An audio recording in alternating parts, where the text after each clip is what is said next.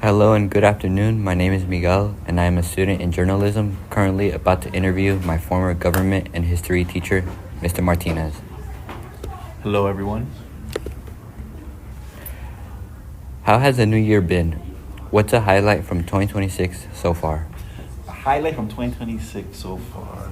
I'll say the highlight was my fiance and I finally bought plane tickets. Bought plane tickets to go to Tokyo. And we've been wanting to go to Tokyo or Japan for some time.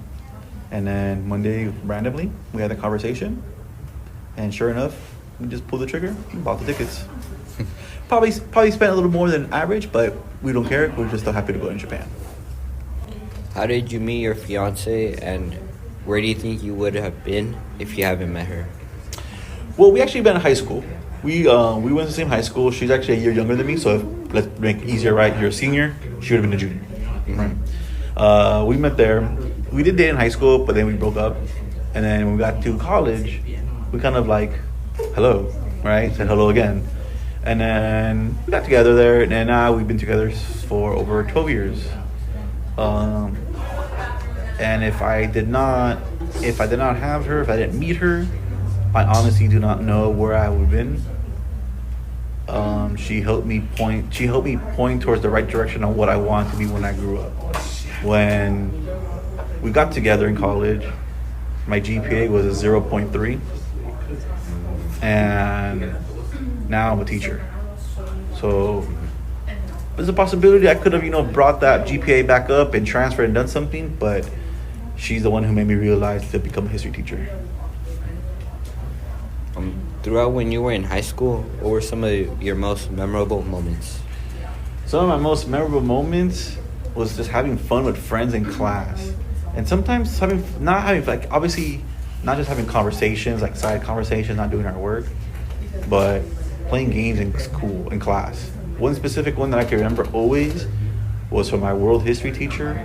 We had a trench warfare simulation where he had the classroom. He made two walls using desks, and he split the class up into half, and he made us, go over the top and attack each other. And that was really fun. Other than that, though, I can just imagine just my friends just hanging out at school, cracking jokes, doing dumb things, and yeah, that's what I kind of miss. Just had a lot of fun, just a lot of jokes, cracking up, and all that. What is a core belief or philosophy you've developed over time, and why is this important to you? One thing that sticks out, first thing, for one of my sayings I always say is, why can't we be friends? Like, why can't we be cool with each other? Right? And sometimes when I say, why can't we be friends, I don't necessarily mean like, why can't, hey, buddy, right? Let's hold hands, hug each other. Hey, haven't seen you in a while. More of just like, I see you, you see me, hello, and we just move on. You like live side by side? Right? And just live side by side. It's like, you know what? Oh, your favorite color is orange? Okay. My favorite color is green. There's no reason why we should fight about that. Mm-hmm. Right? What are you looking forward to in the future? It's not weird. A few things, right? Getting married, obviously. Yeah. Like, I'm a fiance, love her, right? We've been together for over 12 years now. That's one thing I'm looking forward to, right, in the future, being together. Like, technically, we already are married, kind of, not technically, but we've been together. We're with each other every day almost. We've seen each other every day for, like, I don't know, years, right? Mm-hmm. So we're kind of are married, right? I am looking forward to that. But do you guys live together? Yeah, she lives with me. Oh. Yeah, she moved in. So there you go, right? We see, like, I go home today, I'm going to go see her, right? But I think I'm looking for the future. This is going to sound interesting, but it's just feeling stress-free when I come to school. Like, the only time I ever felt stress-free was last year, because so this is my third year teaching. My first year teaching, I taught world history and U.S. history. I felt stressed every day when I had U.S. history because it was my first time teaching U.S. history. I didn't know how things were going to go. All right, so I was nervous. My second year teaching, I had you. That's when I had world history again, and I had U.S. history. With U.S. history, though, with world history, I felt I'm cool, I'm Gucci. I felt 100%. Mm-hmm. But last year, though, with U.S. history now, I felt comfortable. I knew what this assignment is. I know how this goes. I know what sucks. I know what to explain. I know how, I knew a lot more things. Coming to this year, they took away U.S. history. I still teach world history, but now they introduced to me, now I got to teach government and economics, right? Yeah.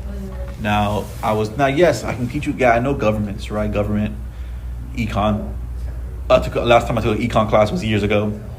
So I teach myself it again, right? But my stress part was like, all right, yes, I have this paper, right? Yes, I know you're gonna be doing this, but I don't know how it's actually gonna look like when you actually have it, right? Like Mike Tyson says, everyone has a plan until they get punched in the mouth, right? Mm-hmm, yeah. So my plan is, all right, we're gonna do this paper, we're gonna read this article, do these questions. That's my plan. But now we actually start. Oh, Mr. Martinez, this question is too hard. Mr. Martinez, what's this paragraph? What is, you know what I mean? So I don't know how things are going to go. And as time goes on, I start like, okay, I get better at it. But even then, every new assignment that we do in class, I walk in nervous and stressed because how is this going to go down, right? So last semester, every time I had government, I felt nervous. I don't know how it's going to go. But luckily, though, I had 3 government classes, 2nd, 4th, and 6th. My second period, I always call them my guinea pigs. My 4th period, they're also my guinea pigs, but a little better because I fixed my mistakes what I did for 2nd period. And then for 6th period, I'm a golden child there. I know what I did wrong. I know I can do it right. So now I got to fix it faster, right? Mm-hmm. And now this semester, teaching econ, brand new thing, right? Yes, I know what we're doing, but like I told you before, I don't know how it's actually going to go down.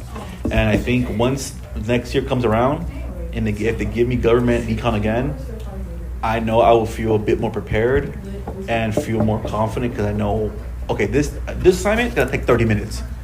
All right, I know that. Now I know, give me some time. Rather than, everyone, you got 10 minutes, you're not done with it yet? Oh, I'll give you more time. You know what I mean? Because I didn't know. But now I know, so I'm going to give you 30 minutes rather than 10. Mm-hmm. I think that's what I'm looking forward to, just feeling not stressed and not nervous about it, right? Not nervous because the students, more nervous are like, hopefully my instructions make sense. Since you're going on a trip next month, how do you feel about that? Oh, dude, I am stressing about that as well. Going to Japan, right? One thing that kind of eases up my thing there is like, my fiance is also doing research so we're doing like TikTok videos and Instagram videos like, how to enter this hotel, right? Because, for example, let's go to, you've been to a hotel before? A few times, yeah. So let's pretend this hotel is the lobby here, right? I'm here to check in. Oh, okay, your room, la la la. Go to your room, boom, done, right? But for this hotel we're staying at, apparently we have to it's in a park. You got to walk up into a park. You got to walk into these doors, and a lot of people mistake that's the hotel. That's not hotel because you have to walk through a restaurant. And once you walk through the restaurant, that's where you check in. So, no, just doing research on that. And I think what I'm stressed also about is it's my first time going to a country where I cannot speak the language. Mm-hmm. Right? So been to Guatemala, been to Mexico, been to Canada, been throughout the United States, right? English and Spanish. But now it's like, all right, we're in Japan, there's Japanese. All the signs are not going to be in English or Spanish. I've seen a few videos where in some places, some of the people that live there, they speak some English. Yes, I've heard that some of them speak English. I've heard some of the older people, maybe not want to speak English, while the younger people may tend to want to practice it. That's what I've heard as well. Yeah. My brother's been to Japan. He told me, he actually told me this yesterday. He goes, dude, when you get there, you're going to get overwhelmed. You're going to see a lot of things. You're going to see a bunch of signs you don't understand. But just take a deep breath and use Google Translate and use Google Maps. Mm-hmm. And then that's how you're able to get around. And there will be signs that are in English. So don't think everything's going to be Japanese. But all that. Just, take a deep breath and you'll be fine.